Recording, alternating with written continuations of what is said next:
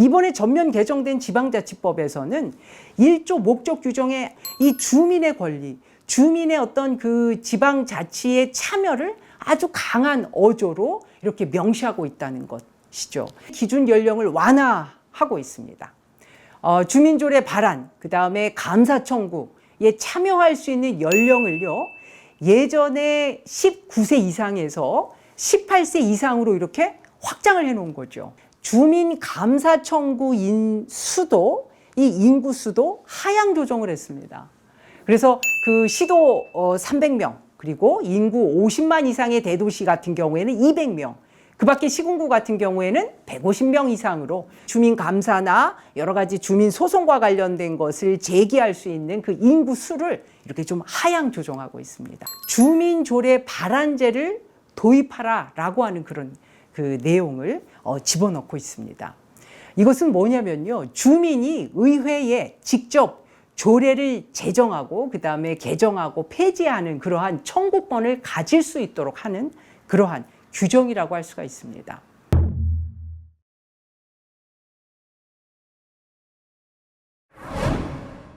주민의 어떤 권리를 신장하는 내용들이 굉장히 많이 포함될 것이다 라고 이렇게 기대를 많이 했었죠.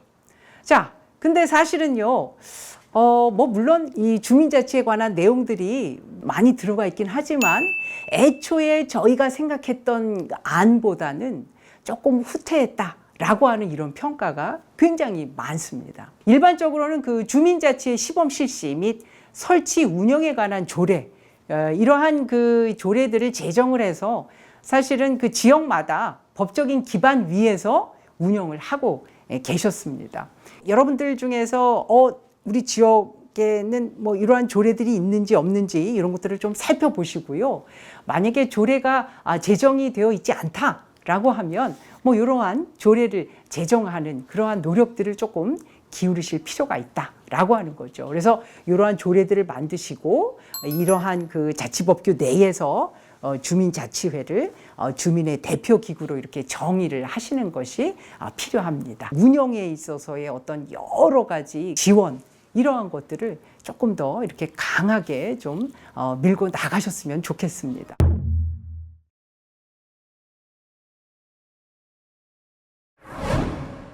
주민 참여를 하고 싶은데 내가 어떻게 해야 되는지, 그 다음에 주민자치회의 운영은 뭐 다른 지역은 잘하고 있다는데 우리 지역은 좀 이렇게 좀 소극적으로 하는 것도 같고 어떻게 해야 되는지 굉장히 막막해 하시는 분들 굉장히 많습니다. 그 여러분들끼리 막 그 지역에서 고민하시지 말고요, 주민자치 박람회 이러한 것들도 한번 찾아보고 뭐 또 가서 얘기도 좀 직접 들어보시고요. 분명히 말씀드리고 싶은 건 사실 그 주민자치위원회하고 주민자치회는 그 권한이나 위상이나 여러 가지 역할 면에 있어서 아주 굉장히 다릅니다. 사실은 이런 그 지역 현안에 참여한다라고 하는 게 뭐 여러분들 너무 잘 아시지만 내 개인적인 이익을 위해서 참여하시는 게 절대 아니잖아요. 저는 뭐 그렇게 믿고 있습니다만 사실은 나 개인적인 이익보다는 우리 지역의 현안, 그리고 우리 지역에 좀 우리가 같이 이렇게 보듬어 가야 되는 분들, 같이 노력해서 뭘 해결해야 되는 문제들, 이러한 것들을 정말 여러분들이 좋은 솔루션을 내놓고 이 참여를 하기 위한 그러한 것들이 사실은 이제 주민 참여, 그 다음에 주민자치회인데요.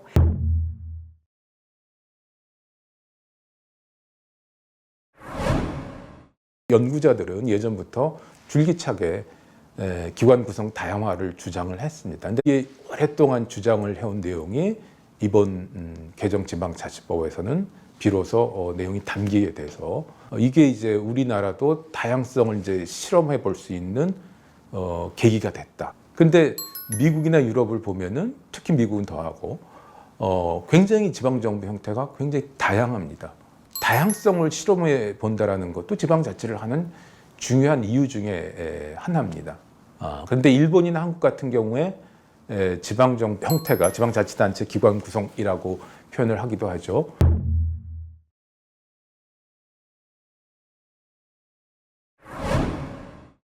오늘 한두 가지 더 말씀을 드리고자 하는 것은 특별지방자치단체라는 게 새롭게 규정이 됐습니다.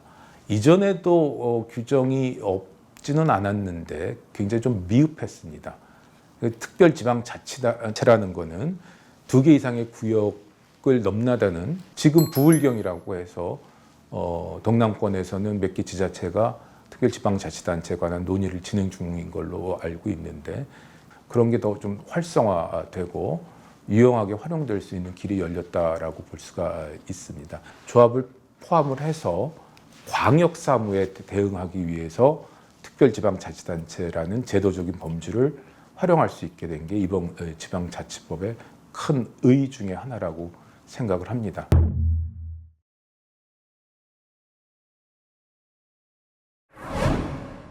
지방의회 사무직원 인사권의 의장 귀속이고, 또 하나는 이제 지방의회 의정 활동을 지원하기 위해서 정책 지원 전문 인력의 신설 부분이고, 그 다음에 지방의회 의회 운영의 어떤 자율권, 이런 조항들이 이제 전자에 해당하고요.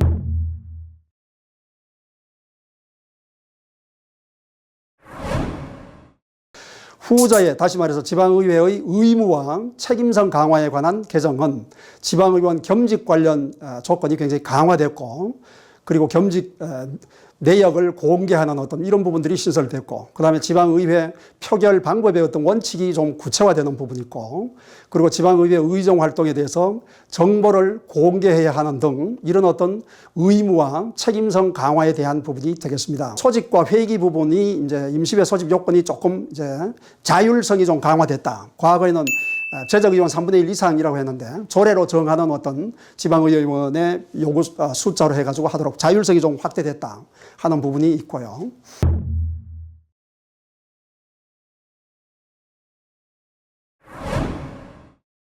강시장, 시장이 훨씬 더 권한이 크고 의회가 약한 이런 어떤 구조를 가지고 있죠.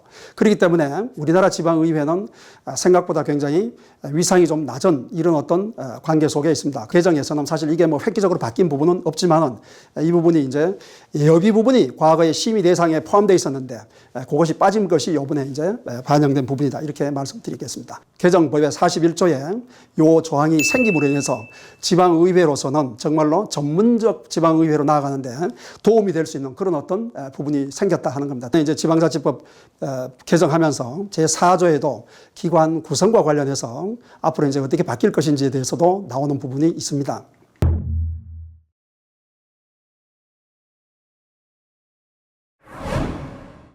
데드크로스라는 일이 있었습니다. 이거는 뭐냐면 사망자 숫자가 출생자 숫자보다 많아지게 된 거죠.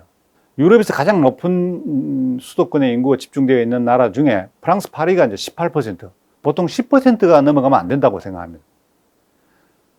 일본이 34% 동경권에, 우리가 50%라는 거는 이건 유례가 없는 겁니다. 어떤 나라도 기록한 적이 없는 기록이고 이 문제를 해결해야 됩니다.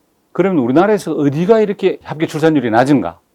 광역시 중에는 서울이 제일 낮습니다. 광역도 중에는 경기도가 제일 낮습니다. 인구 문제를 다룰 때 합계 출산율에 대해서 얘기를 합니다.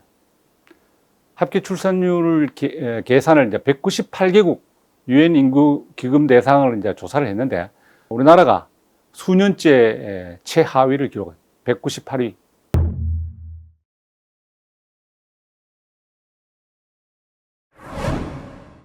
사회 안전망, 디지털 뉴딜, 그린 뉴딜 이외에 지역 균형 뉴딜이 필요하다. 이렇게 이제 제안을 했고 실제로 그게 국가 정책으로 적극적으로 받아들여져서 실행이 되어 오고 있습니다. 이 발전되어 가는 방향도 결도 다르고 다 다르기 때문에 그 결에 맞게 그 방향에 맞게 사업을 하고 싶다는 거죠. 그걸 우리가 이제 알고 지역 주도성을 강화한다고 말해요. 어떤 게 있냐 그러면 지역 경제하고 또 수도권 경제를 이제 살펴봤는데 1월 달부터 한 3월, 4월까지 조사를 해보니까 이런 광공업 생산이라든가 뭐 서비스업이라든가 아니면 그 수출 증가율 이런 것들이 수도권에 비해서 지역이 훨씬 더 불리합니다. 그리고 그런 중에도 보시면 뭐 취업자가 감소하고 또 실업자는 오히려 또 증가하는 수도권 대비 이제 얘기를 하고 있는 겁니다. 그런데다가 이 어려운 시기에 작년에 1월부터 11월까지 이 지역 간 이동이 어떻게 되는가를 들여다보니까 뭐 수도권으로 어떤 지역을 막론하고 호남권, 뭐 동남권, 대구 경북권, 충청권, 강원권 다 공히 인구가 수도권으로 이동해요. 젊은 청년들이 이동해 오는 겁니다. 더 평소보다 더 많이 이동한.